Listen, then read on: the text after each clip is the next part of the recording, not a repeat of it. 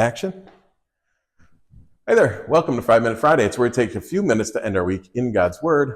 And today I want to start off with a question.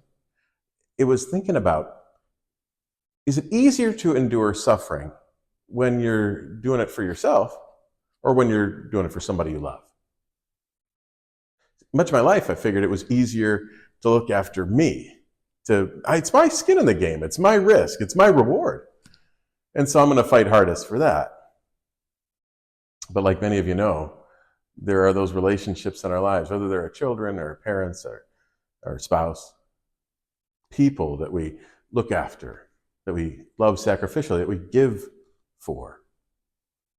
And I think especially as a parent is thinking about, well, is there anything I wouldn't give to help my kids not have to deal with a whole lot of suffering?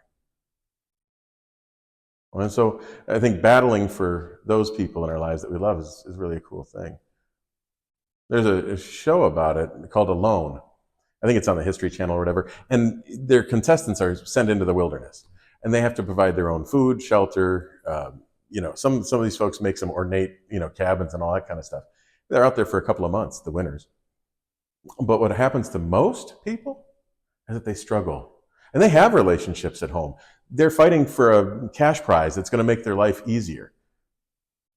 And yet those relationships are still calling them, urging them home, and they give up. They give up because they don't want to let the other people down, because they miss their family, because they miss their loved ones, because that money isn't worth fighting for because of the time they're missing with their loved ones. And that's a pretty powerful thing.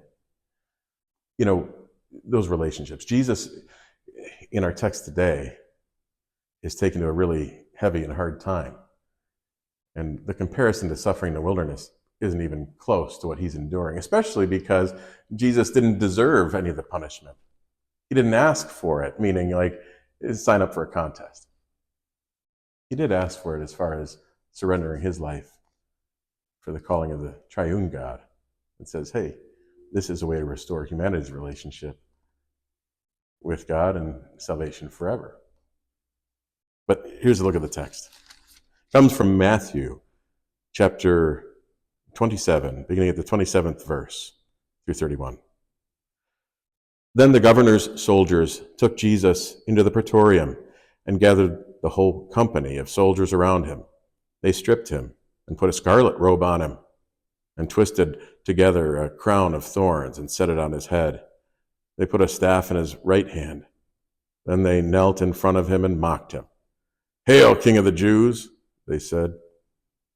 They spit on him, and they took the staff and struck him on the head again and again. After they mocked him, they took off the robe, put his own clothes on him, and they led him away to crucify him. A whole company of soldiers. They're at the governor's palace. They're in the courtyard. It's like 100 people in a crowd gathered around this guy who'd already been forsaken by his friends, by his community, by his religious community, his people that said, yeah, take him, crucify him, not the criminal. He'd already been through a public trial.